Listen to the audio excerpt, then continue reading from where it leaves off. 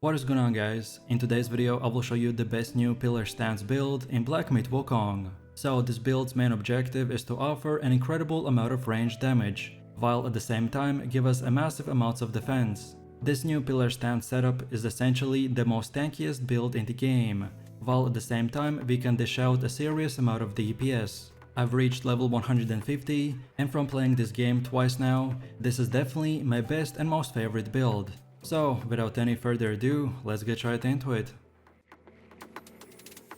So, let's take a look at our setup. And first of all, we have the transformation. And the best one to use is the golden lining, because it gives us increased defense, HP and reduced might depletion. Transformations don't have anything to do with the stances, and that's why you're free to choose whichever spell you want for your build. The Red Tides transformation is also a great choice. However, it doesn't have as much defense as the golden lining, which can be an issue against some of the endgame bosses. Then, as far as the stances go, for this build, as the name implies, we of course will mainly use the pillar stance, with a bit of smash stance as well. And the best talents are the Steel Pillar, Sweeping Gale, Skylarking, Churning Gale and the Towering Mountain. These upgrades not only enhance the damage dealt by the pillar stance combos, but also makes it much easier to perform them. Additionally, the talents like the Sweeping Gale offer a crowd control option, which is sorely missing from the pillar stance base moveset. So this setup gives us incredible amount of damage and stunning potential. Next up, let's take a look at the foundation. And the most important talents are the Semenian Agility, Swift Engage and Composure. Furthermore, you'd also want to unlock the entirety of the Focus Chi, so that you can get the 4 focus charges. Focus is one of the key elements of this build, since the bulk of the damage is coming from the charge heavy attacks. Thankfully, you can respect your talents at any time by using the Keeper Shrine. So for example, if you were using a Trust or a Smash stance focused build and want to make a switch to the pillar stance, then you won't have to make too many changes. The only major work you will have to do is transfer all the points from the other stances and over to the pillar stance tree. Next up we have the Curios. And for this build, the best Curios is the Gold Spike Plate, Gold Sun Crown and the Jade Moon Rabbit. All of these Curios offer a passive defensive boost, which will help us in survivability, especially at the endgame.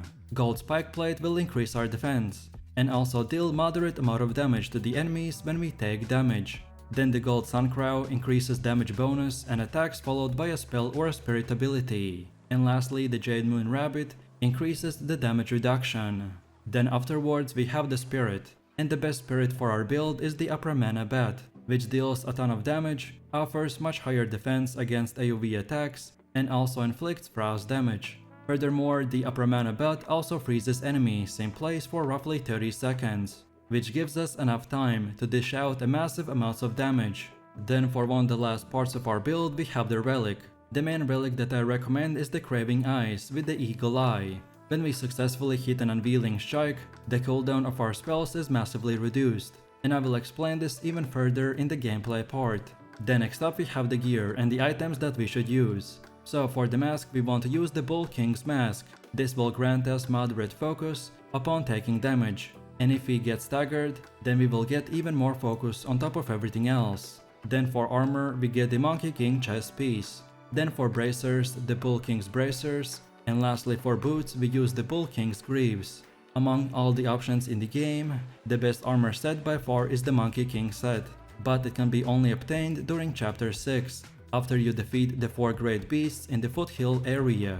And that's why for this build you will see me mixing the 2 best sets, so the Monkey King set and the Bull King's armor set. Both of them are great, but usually players start in the mid game acquiring the Bull King set, and then in the end game the Monkey King set. Our endgame goal is to get the full Monkey set, because this armor set offers high defense and variety of stat boosts, as well as synergies for spellcasting and critical hit chance. On top of that, the set bonuses are for 3 and 5 equipped pieces of gear. This is because the Jingle Bang is a mythical weapon, which is considered to be a full part of the set, but in the meantime, to get our full godlike build, we use the mid-game god build, which is the Bull King's armor set. This is primarily due to the extremely high defensive stats, including the set bonuses, that boost this attribute even further. If you want to know what it feels like for the enemy hits to tickle you, instead of doing real damage, then these gear pieces are the right pick for you. And if you want to get this equipment, then you need to complete the Chapter 5 Secret Area objective to acquire the necessary crafting materials to make this set. And also, in the meantime, before we can get the mythical weapon, we will be using the Pike Shaft Staff, which gain focus upon seeing through an enemy or by using combos. And last but not the least, for the choice of vessel, we are using the Plantain Fan. This will increase our stamina regeneration and also summon a massive tornado that pushes back and staggers enemies. Next, let's move over to the best spells, and we will mainly use the Immobilize, Cloud Step and a Pluck of Many. Immobilize lets you stun enemies, keeping them in one spot, which is useful even against tough bosses. You can make the stun last longer and deal more damage, making it a critical spell for controlling single targets. In this setup, we will focus on the talents like the Stagnation, Crash and Easy Prey to get most out of the Immobilize. Then our Cloud Step spell is useful as well for the mobility aspect of creating distance away from the boss. You can use it both to attack or escape, and with the right talents, it can boost your critical hit chance or serve as a surprise attack. It also pairs well with a stamina-based dodging for quick and agile maneuvers. For Cloud Step, the best talents are the Gallop, Converging Clouds and the Concealed Observation. And finally, we have the Pluck of Many, which creates clones for yourself, but it uses a lot of mana and has a long cooldown, and it is not very effective overall. Plus, casting it takes a while, leaving you vulnerable. So, it's better to save your mana for more useful spells, like the Immobilize and Cloud Step, and only use the Pluck of Many occasionally. One good time to use it is before a fight, when you need a distraction to start off your combo. But if you do use the Pluck of Many skill often, then consider getting the Long Strand, Grey Hair and the Synergy talents. These will help you to make the duplicates last longer, and be more durable in harder boss fights. Next up we have the Gourds, and the best one for our build is the Trailblazer Scarlet, because the first sip will replenish our HP to full. Moreover, you can add additional effects with soaks and drinks, giving you even more usefulness from this consumable heal. Alternatively, in mid to endgame sections, you can also use the Supreme Gourd, which can be upgraded to carry up to 10 healing charges, which is enough to get you through some of the toughest boss fights. And now last but not the least, we have come to the gameplay part. Every boss fight will be different, but I will try to summarize the overall experience. The pillar stance is all about defensive play and building up your focus charges. Unlike the trust stance, you don't have any swift counterattacks, so our only way to counterattack enemies is by using spells or the pillar stance upgrades. The Sweeping Gale as well as the Skylarking are some of the most useful talent upgrades that will give you a fair bit of offensive options on top of the pillar stance defensive perks.